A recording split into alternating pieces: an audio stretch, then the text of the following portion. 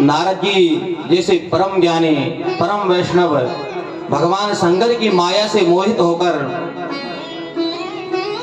किस प्रकार काम पर विजय प्राप्त करने के बाद काम में फंस जाते हैं, क्योंकि भगवान की माया बड़ी प्रबल होती है। तो जब नारद जी को पश्चाताप हुआ तो भगवान विष्णु ने नारद जी को उपाय बताए, तुम भगवान शंकर की कथा श्रवण करो, और भगवान की कथा तुम्हें केवल इस समय ब्रह्मा जी श्रवण करा सकते हैं। तो तब नारद जी ने भगवान ब्रह्मा जी से, अपने पिता ब्रह्मा जी से प्रश्न किया कि महाराज अब आप हमें जो है भगवान शंकर के चरित्र श्रवण कराइए। तो पितामह ब्रह्मा जी ने नारद जी के लिए कहा, हे वत्स नारद, तुमने बहुत ही सुंदर प्रश्न किया है। शृणुतात मुनिः श्रेष्ठः कथयामि कथां शुभां या श्रुत्वा सफलं जन्मं भविष्यति न संशयः। ब्रह्मा जी नारद जी के लिए कह रहे हैं कि हे वत्स नारद, तुमने ऐसा सुंदर प्रश्न किया है, ऐसा मंगलकारी प्रश्न किया है, जिस प्रश्न का उत्तर सुनकर के जीव धन्य हो जाता है, निष्पाप बन जाता है। और तुम्हारा प्रश्न जगल मंगल के लिए है। अभी तो इस प्रश्न से तुम्हारा कल्याण नहीं होगा, पूरे संसार का कल्याण होगा। तो ब्रह्मा जी कह रहे कि हे नारद, पूर्व काल की बात है, बोले जब मैं सृष्टि की रचना कर रहा था तो हुआ क्या कि मैंने मन से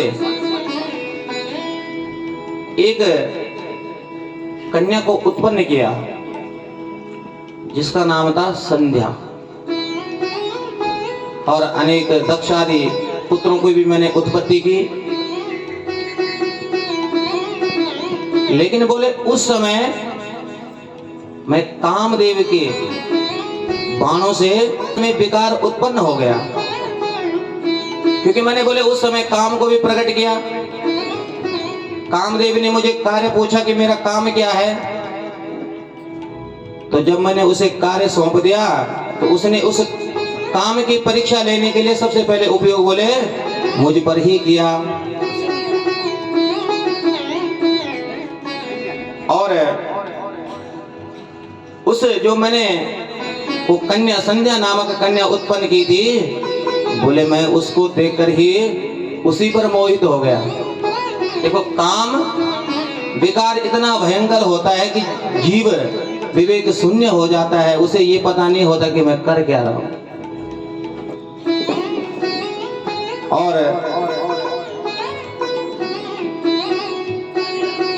नामना संध्यादिवक्षान्तः सायं संध्या जपन्तिकाः अतीव सुंदरी शुभ्रुर् मुनिर्चित्तो विमोहनिः। और वो कन्या इतनी सुंदर थी, मुनियों को मोहित करने वाली थी। और कामदेव को अवसर मिला तो कामदेव ने सबसे पहले परीक्षण, जो कार्य मैंने कामदेव को सौंपा था उस कार्य की शुरुआत बोले मुझसे ही की। पता तो लगे जो ये कह रहे वो ऐसा होता भी कि नहीं होता है। बोले उस कन्या को देखते हुए मेरे हृदय में काम विकार उत्पन्न हो गया। और हे तात, ये स्थिति, इस स्थिति को देखकर जो मेरे पुत्र थे वहां पर, बोले वो इस स्थिति को देखकर भयभीत हो गए। और इतने भयभीत हो गए, अन्येन त्वं स्वरूपेण पुष्पबाणे विपञ्चभिः मोहयन् पुरुषान् स्त्रीन् पुरुं सृष्टि सनातनीम्। तो बोले जब मैंने कामदेव को 5 प्रकार के बाण दिए, बोले तुम जो है प्रत्येक देहधारी के शरीर में गुप्त रूप में निवास करो। इसका मतलब यह है कि काम, क्रोध, मद, लोभ, मोह, छल, कपट, ईर्ष्या, द्वेष, राग ये सब के जीवन में होते हैं, लेकिन किसी के तो नियंत्रण में होते हैं और किसी के अनियंत्रित होते हैं। तो जिसकी ये चीज सेना जो हमारे हृदय में भरी पड़ी है, क्योंकि ब्रह्मा जी स्वयं करेंगे तुम भाई प्रत्येक देहधारी के रूप शरीर में गुप्त रूप में निवास करो। तो इस सेना से बचा कैसा जाए, बचने का क्या उपाय है? क्योंकि मैंने कहा था ना कि सुख दुख सबके जीवन में आते हैं, तो ज्ञानी उस दुख को अपने ज्ञान से काट देता है और आगे बढ़ता रहता है। लेकिन जो अज्ञानी होता है ना, वो दुख न जाने कब हो गया, लेकिन उस याद में हमेशा रोता ही रहता है। यानी कि दुख महात्माओं के जीवन में भी आते हैं, लेकिन वो ज्ञान से काट देते हैं। और वो तभी काटा जा सकता है जब हमें शास्त्रों के सूत्र याद हो। तो जो काम क्रोध आदि हमारे जीवन में सुलवाना इनको ही चाहिए जीवन में, लेकिन हम इनको तो जागृत रखते हैं और जो हमारे पास विवेक है, बुद्धि है, उसको सुला देते हैं। अगर बुद्धि जागृत रहे और हर कार्य मन में क्या आया है उस पर विचार न करके बुद्धि से सोचा जाए कि हाँ जो मन में विचार आए ये ठीक है कि नहीं है, तो कोई भी कार्य असफल होगा ही नहीं कभी। तो बोले इस प्रकार कामदेव ने अपने बाणों का प्रयोग जब मेरे ऊपर किया तो मेरे मन में विकार उत्पन्न हो गया। तो बोले जो मेरा धर्म नामक पुत्र था, धर्म नामक पुत्र आदि जो मैंने उत्पन्न किए थे मन से, क्योंकि अभी ब्रह्मा जी ने मन की जो सृष्टि की है उसके बारे में नारद जी को बता रहे। तो बोले घबरा गए वो, क्योंकि बहुत बड़ा अनर्थ होने वाला है, क्योंकि ब्रह्मा जी से ही उत्पन्न हुआ संध्या थी और उसी पर ब्रह्मा जी मोहित हो गए। तो वो सभी पुत्र जो है भगवान शंकर के पास गए। बोले इस अनर्थ से भगवान शंकर ही हमें बचा सकते हैं, और भगवान शंकर के पास जाकर स्तुति करते हैं। देव देव महादेव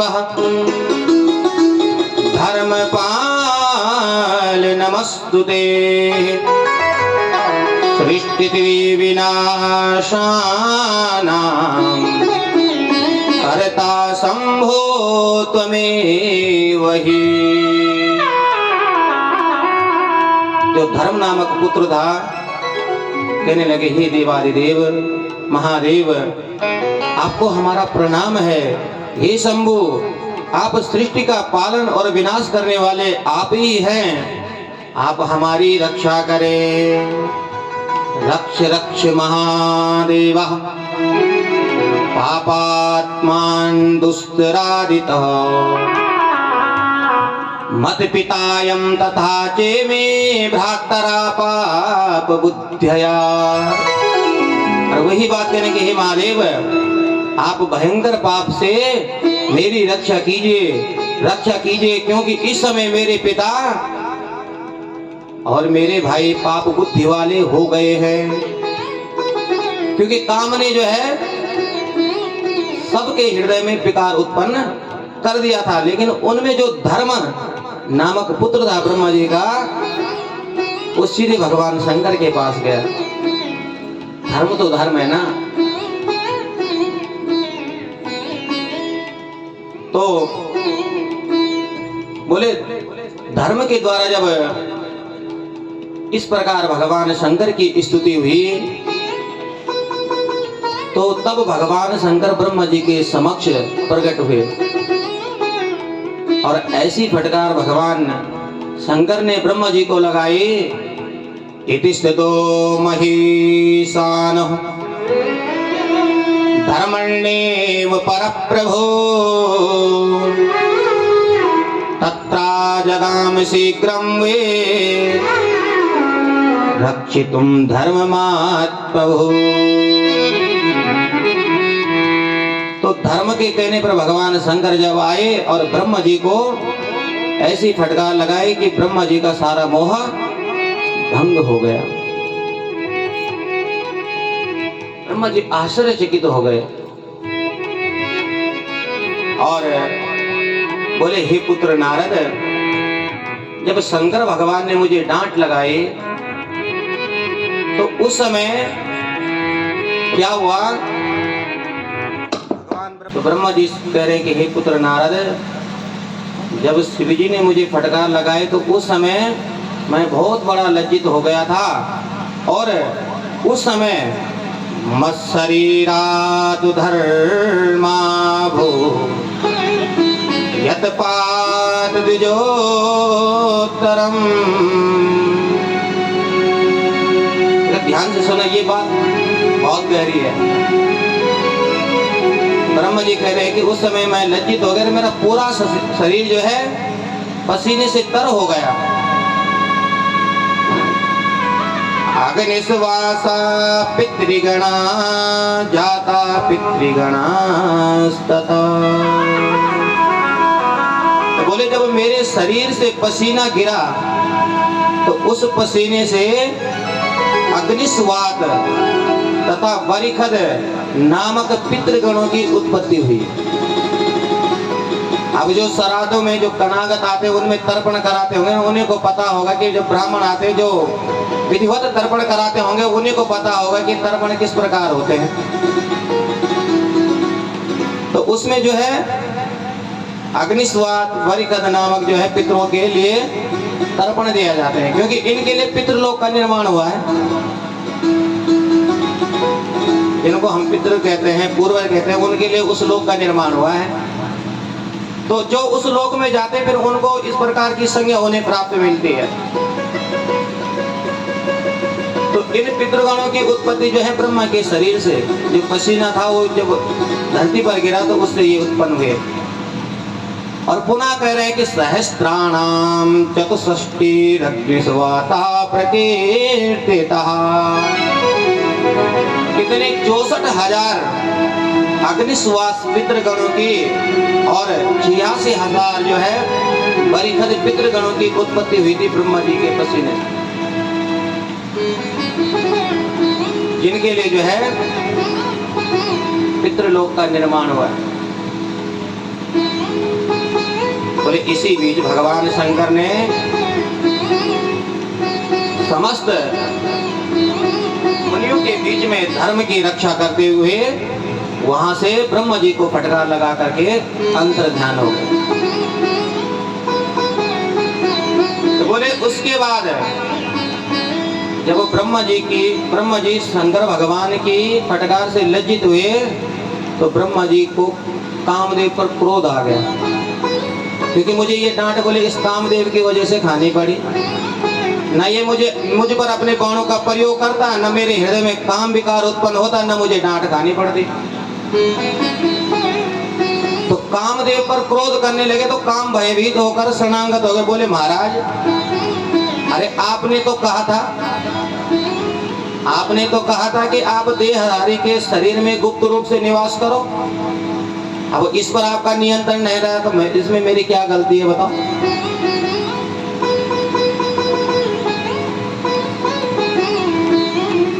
और बोले, मैंने काम पर इस प्रकार जब क्रोध किया तो कामदेव ने क्षमा याचना की। तो ब्रह्मा जी कह रहे कि हे पुत्र नारद, तब मैंने उस जो मेरी बेटी संध्या थी जिस पर मैं मोहित हो गया था उसके लिए कहा कि तुम महादेव की नेत्राग्नि से क्योंकि कामदेव को तो जब क्रोध में आए तो कामदेव को तो ये साफ दे दिया कि तुम एक दिन अवश्य भगवान शंकर की क्रोध आगने से भस्म हो जाए। क्रोध में साफ तो दे दिया, वो मिथ्या हो नहीं सकता है।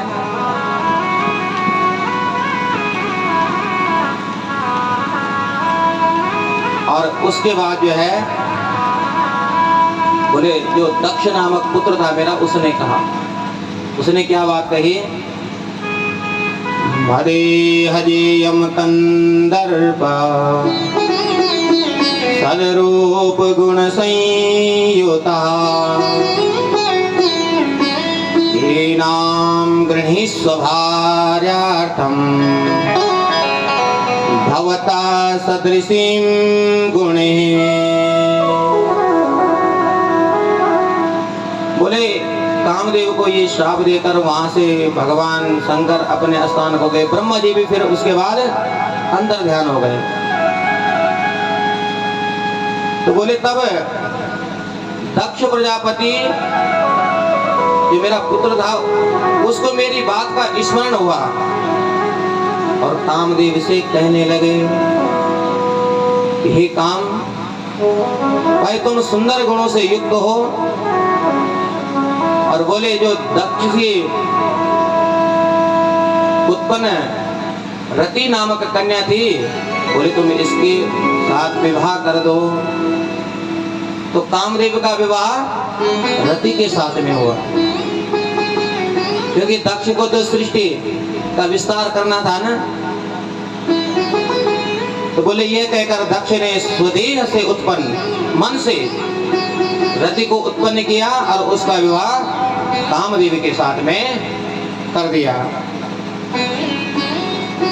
और ब्रह्मा जी कहते हैं, शृणुतं च मुनि सर्वं संध्याया चरितं शुभं तच्छ्रुत्वा सर्वकामिन्या साध्यास्यु सर्वदा मुनिः।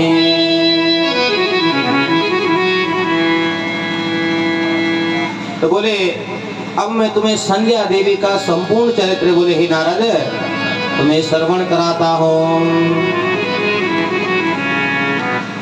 वे संध्या जो पूर्व काल में मेरे मन से उत्पन्न हुई थी, वे तपस्या कर शरीर छोड़ने के बाद अरुंधति के रूप में उत्पन्न हुई।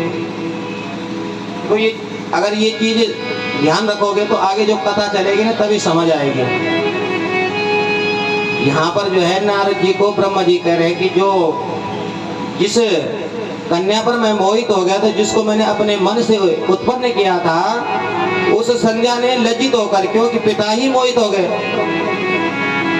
तो बोले उसने जो है तपस्या की और तपस्या करके उस शरीर को त्याग करके अरुंधति के रूप में उत्पन्न हुई। और यहीं पर नारद जी ने प्रश्न किया। जब इस प्रकार कहा ब्रह्मा जी ने नारद जी को, तो नारद जी ने प्रश्न पूछ लिया, कथम तया तपस्तप्तम किमर्थं कुत्र संध्ययः कथं शरीरं सा त्यक्त्वा भवमेदाति ते श्रुतः। बोले अब आप मुझे पहले ये बताओ कि आप कह रहे हैं कि उसने तपस्या की और तपस्या करने के बाद जो है शरीर का त्याग किया, फिर अरुंधति के रूप में उत्पन्न हुई। तो आप मुझे ये बताओ उसने तपस्या कहाँ की, तपस्या करने के बाद शरीर का त्याग कैसे किया और कैसे उत्पन्न पुनः अरुंधति के रूप में हुई, मुझे तो पहले आप ये बताइए। तो ब्रह्मा जी कहते हैं, सुनो, ध्यान से सुनो, उत्पन्न मात्रं मा दृष्ट्वा युवतिं मदनेरिता अकार्षी सानुरागो या मदिलासं पिता मम। ब्रह्मा जी के मोहित होने के बाद वो कन्या अपने मन में विचार कर रही है, मेरे पिता ने वो उत्पन्न होते ही मुझे वो देखकर जो है काम से प्रेरित होकर मुझको प्राप्त करने की अभिलाषा उनके मन में आ गई। बोले अब मैं इस शरीर को नहीं धारण करूंगी, इस शरीर को मैं त्याग दूंगी। बोले अब मैं इस पाप का प्रायश्चित करूंगी। तो कौन सा मार्ग अपनाया? बोले वेद मार्ग के अनुसार अपने शरीर को मैं अग्नि में त्याग दूंगी और इस भूतल पर मैं पुनः मर्यादा स्थापित करूंगी। बोले इस शरीर को मैं अग्नि में त्याग करके पुनः प्रकट होकर के और एक ऐसी मर्यादा स्थापित करूंगी कि पूरा संसार इसको याद रखे। क्योंकि ऐसी मर्यादा मैं स्थापित करूं कि कोई भी शरीरधारी काम से विकार जनित उसका हृदय विकार से उत्पन्न ना हो। बोले ऐसी मर्यादा स्थापित करनी चाहते हैं। ये मन में उसके विचार आया।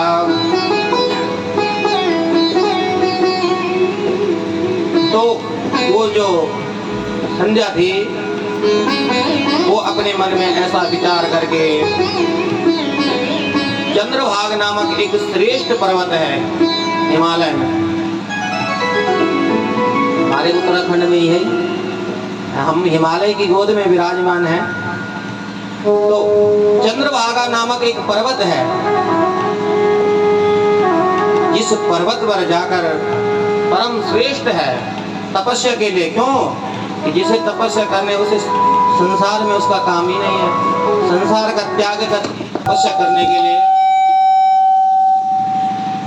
चंद्रभागा नदी के तट पर गई और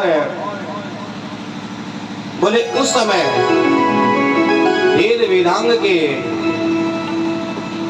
वो जो जानने वाले थे, क्योंकि ब्रह्मा जी को पता लगा कि मेरे से गलती तो हुई है, लेकिन जो जिस कन्या को मैंने अपने मन से उत्पन्न किया था वो इस समय चंद्रभागा पर्वत पर तपस्या के लिए गई, लेकिन उसे ये पता नहीं कि करना क्या है। मन में विचार तो आया है कि तपस्या करूंगी और अग्नि कुंड में देह का त्याग करूंगी, लेकिन तपस्या किस प्रकार करनी है, मंत्र कौन सा जपना है। तो तब ब्रह्मा जी ने अपने पुत्र वशिष्ठ जी के लिए कहा। बोले वशिष्ठ पुत्र गच्छत्वं संध्यां जाता मनस्विनी तपसे धृत कामा च दीक्षस्वेना यथा विधिः। बोले हे पुत्र वशिष्ठ, तपस्या का विचार करके गई मेरी जो मनस्विनी पुत्री संध्या है वो इस समय चंद्रभागा पर्वत पर गई है, इसलिए तुम वहां जाकर उसे मंत्र दीक्षा देकर आ जाओ। और अपने पिता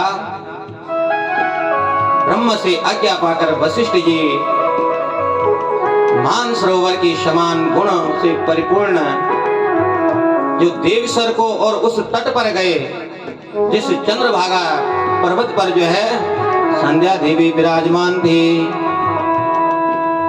तो उस संध्या को देखकर वशिष्ठ जी कहते हैं हिमर्तमागतः भद्रे निर्जनं त्वं महीधरम्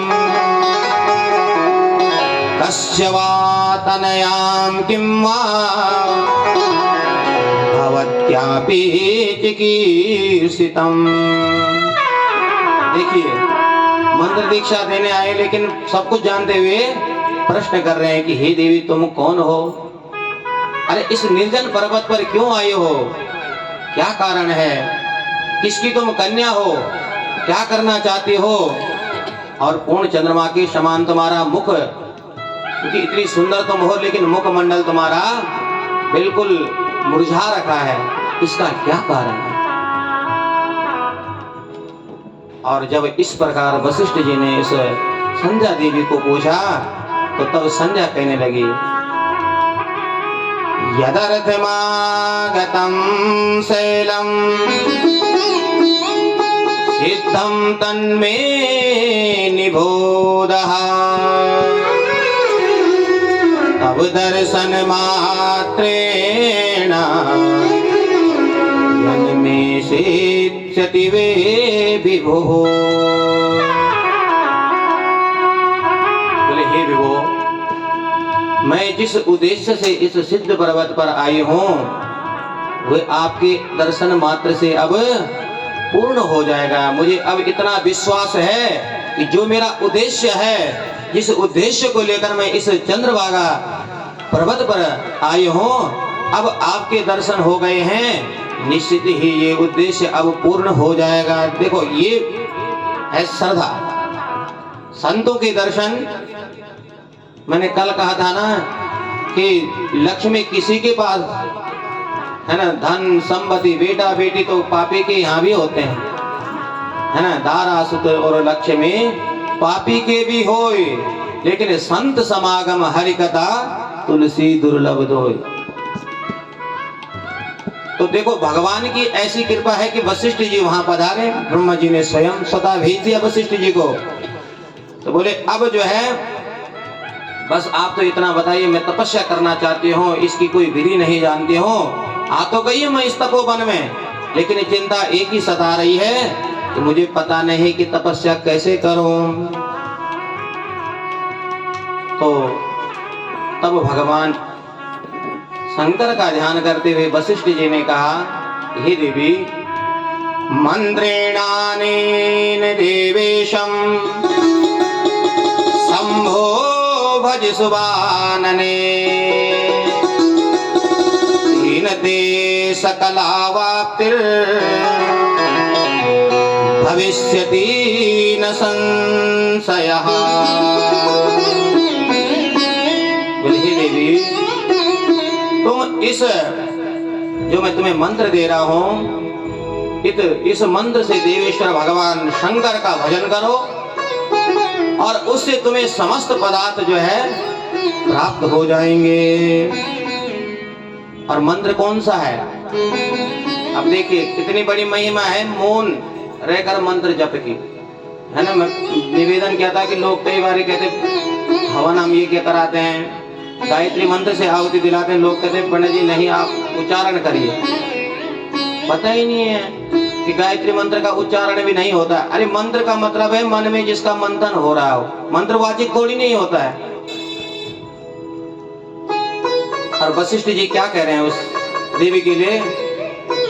ओम नमः शंकरायति ओमित्यन्तेन संततम मौनम तपः समारंभम तन्मे निगदतः शृणु। बोले ओम नमः शंकराय। ये मंत्र दे दिया वशिष्ठ जी ने संध्या को। और बोले मंत्र जपना कैसे है? मौनम तपस समारंभ, बिल्कुल मौन होकर के, इसको मानसिक जप कहते हैं। मैंने बताया था ना 3 प्रकार के जप होते हैं। कौन कौन से बताए थे? कौन कौन से? हाँ, और एक होता है उपांश। तो वाचिक वो होता है जो सुनाई दे रहा है, उपांश वो होता है जिसमें केवल ओंठ हिलते हैं, और मानसिक वो होता है जिसमें न तो सुनाई देता न ओंठ हिलते हैं, बिल्कुल मानसिक आंख बंद करके ध्यान। तो बोले हे देवी तुम मौनम तपः समारंभम, बस मौन होकर के ओम नमः शंकराय इस मंत्र का जप करो। और इस प्रकार वशिष्ठ जी से उपदेश पाकर संध्या देवी जो है एकाग्रचित होकर भगवान शंकर का ध्यान करने लगी। और वशिष्ठ जी से जो मंत्र पाया था ओम नमः शंकराय, इस मंत्र का मौन होके जप करने लगी। और इस प्रकार जप करते करते जब पता कितना समय बीत गया, सूत जी कह रहे हैं एकांत मनस्तपस्याः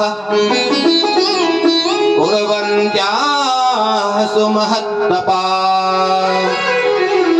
शंभो विनिष्ट चित्ताय गतमेकं चतुर्युगम। एक चतुर्युगी समाप्त हो गया, 4 युग बीत गए।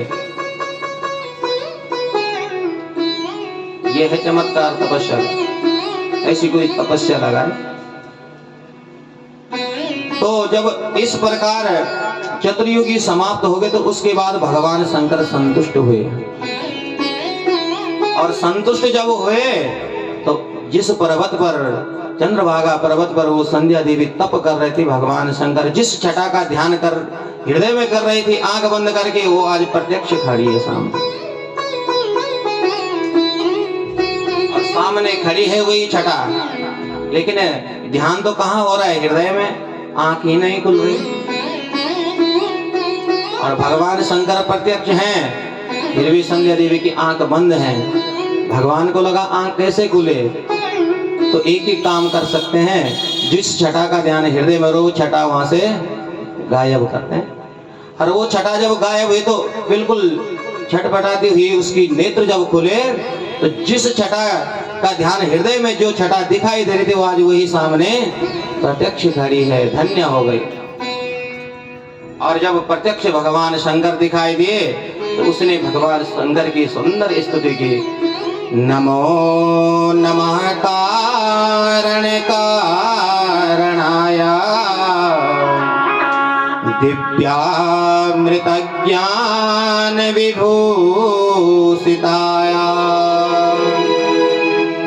समस्त लोकांतर्भूतिदाय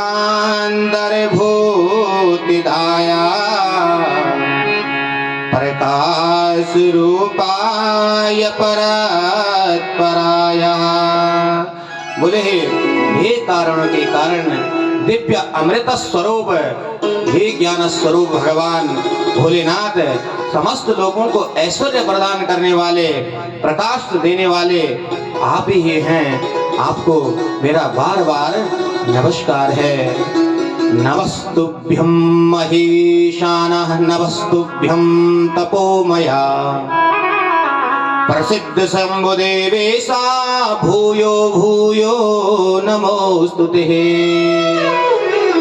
बोले महेशान, आपको मेरा प्रणाम है। हे तपोमय, आपको मेरा प्रणाम है। हे शंभो, हे देवेश, आपको बार बार प्रणाम है। आप मेरे ऊपर प्रसन्न हो जाइए। और ब्रह्म जी कह रहे हैं कि हे पुत्र नारद, संध्या के द्वारा इस प्रकार स्तुति की जाने पर भक्त वत्सल भगवान शंकर उसके वचनों से प्रसन्न हो गए। और तब देखो भगवान शंकर उस संध्या देवी के लिए क्या कहते हैं। भगवान शंकर कहने लगे, हे देवी, प्रीतोस्मि तपसा भद्रे भवत्या परमेण वे स्तवेन च शुभप्राज्ञे वरं वाराय सांप्रतम्। बोले हे भद्रे, तुम्हारी इस उत्कृष्ट तपस्या से तथा तुम्हारी इस स्तुति से मैं बहुत प्रसन्न हूं। हे देवी, तुम मेरे से वरदान मांगो। तो जब वरदान मांगने के लिए भगवान शंकर ने कहा तो संध्या देवी ने कहा, देखो महाराज प्रभु, यदि आप मेरे को प्रसन्नता पूर्वक वरदान देना चाहते हैं, आप मेरे को वरदान लेने के योग्य समझते हैं, और अगर मेरे समस्त पाप सर्वता के लिए समाप्त हो गए हैं, यदि आप मेरे इस तप से प्रसन्न हैं, तो सबसे पहला वर मैं क्या मांगती हूं, आप मुझे उस वर को दीजिए। तो देखो पहला वरदान क्या मांगा, उत्पन्न मात्रा देवेश प्राणिनोऽस्मिन् भुवस्थले न भवतु समेनेव सकामा नाश भवन्तु वे। देखो जिस चीज से पीड़ित हुई थी सबसे पहला वरदान वही मांगा। बोले हे भोलेनाथ, सबसे पहला वरदान मैं आपसे यही मांगती हूँ कि इस पृथ्वी पर जो उत्पन्न हो प्राणी कभी भी काम से युक्त न हो, कामासक्त कभी भी वो जीव न हो।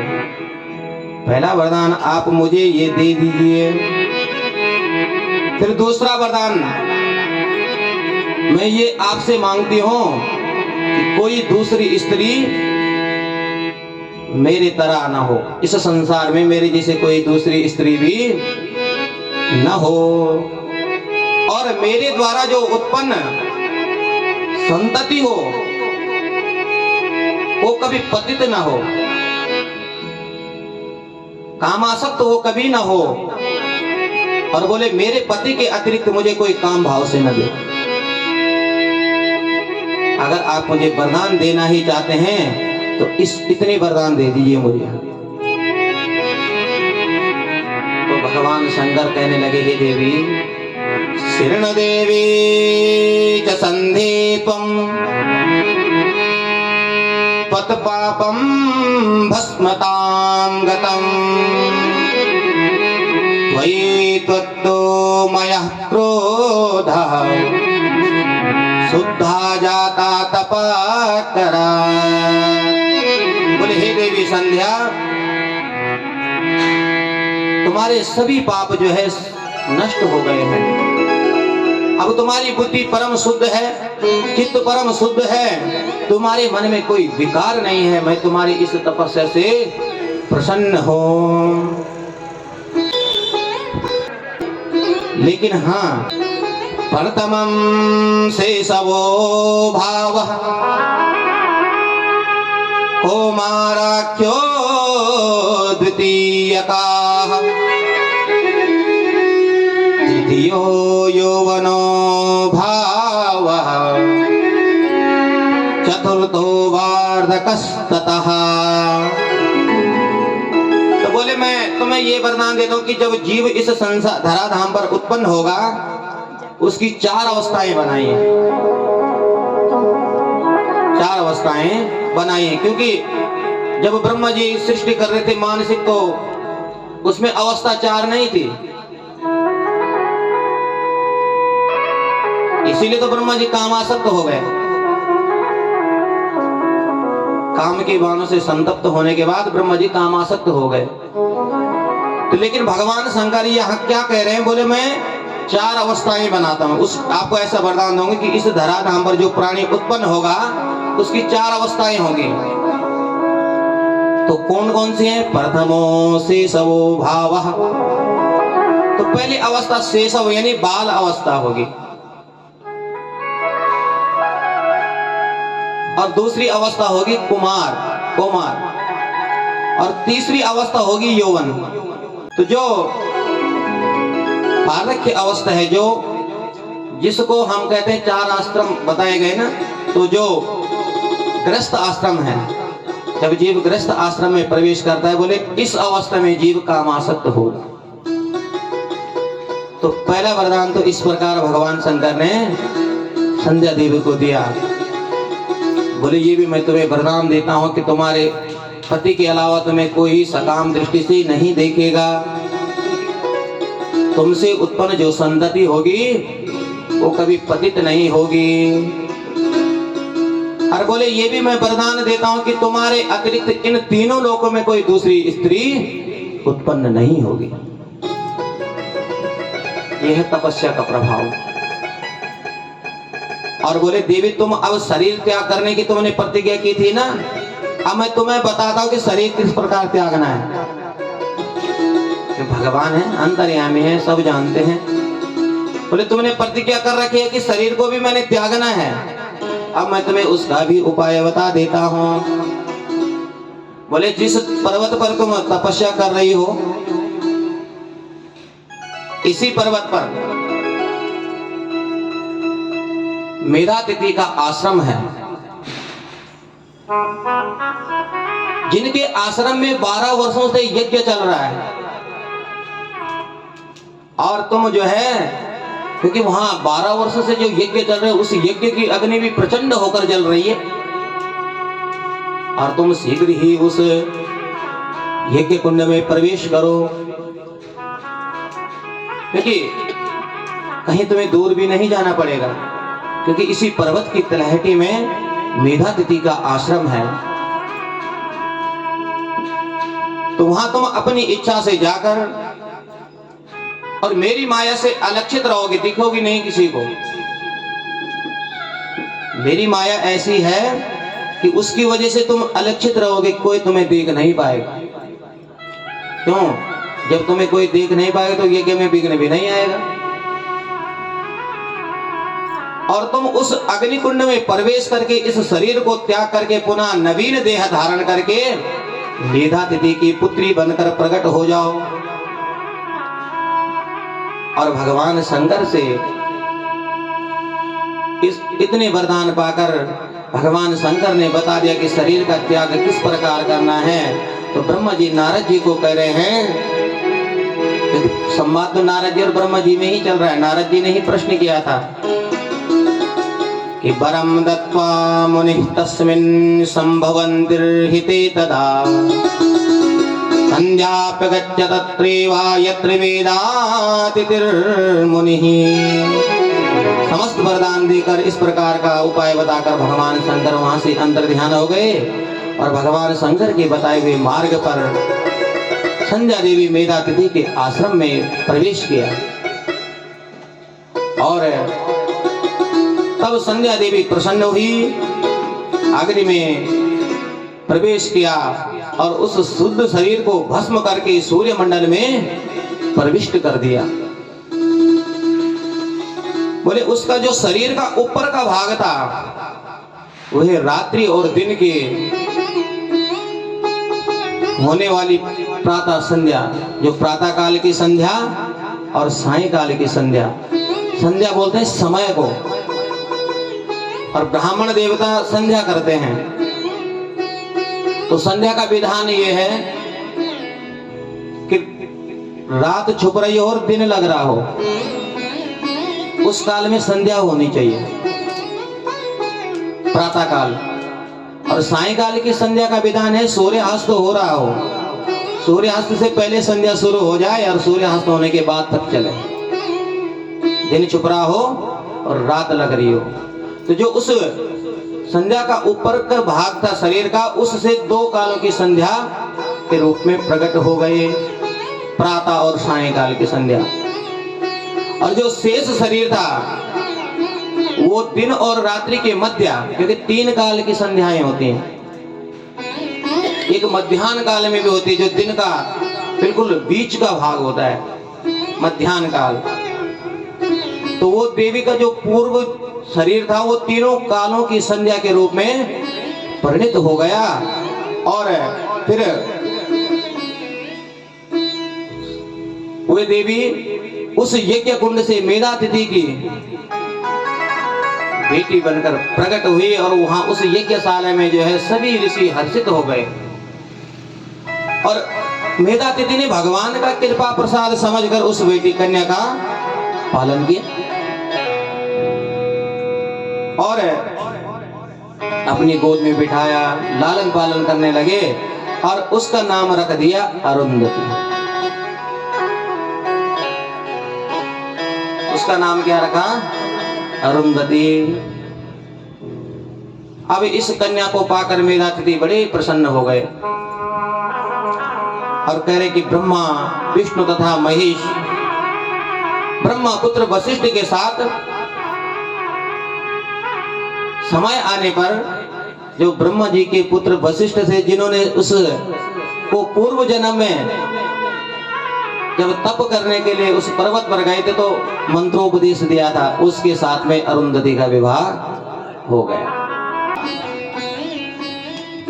वशिष्ठ जी के साथ में हुआ। और सूत जी सोनकादि ऋषिगणों को कहते हैं कि हे सोनकादि ऋषिगणों, एवं सद्या एवं संध्या चरित्रम ते कथितं मुनि सत्तमा पवित्रं परमं दिव्यं सर्व काम फलप्रदम।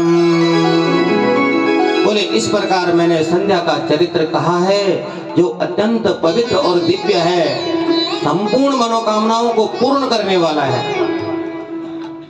और आगे कह रहे, फलश्रुति कह रहे हैं, या इदं शृणुयान्नारी पुरुषो वा शुभव्रता सर्वकामान् मवाप्नोति नात्र कार्या विचारणः। बोले जो शुभ व्रत वाला भक्ति और भाव से प्रेम के साथ में स्त्री हो या पुरुष इस संध्या देवी के चरित्र को श्रवण करता है, बोले उसकी सर्व मनोरथ, सभी मनोरथ सिद्ध हो जाते हैं, इसमें कोई संदेह नहीं है। बोले भक्त वत्सल भगवान की।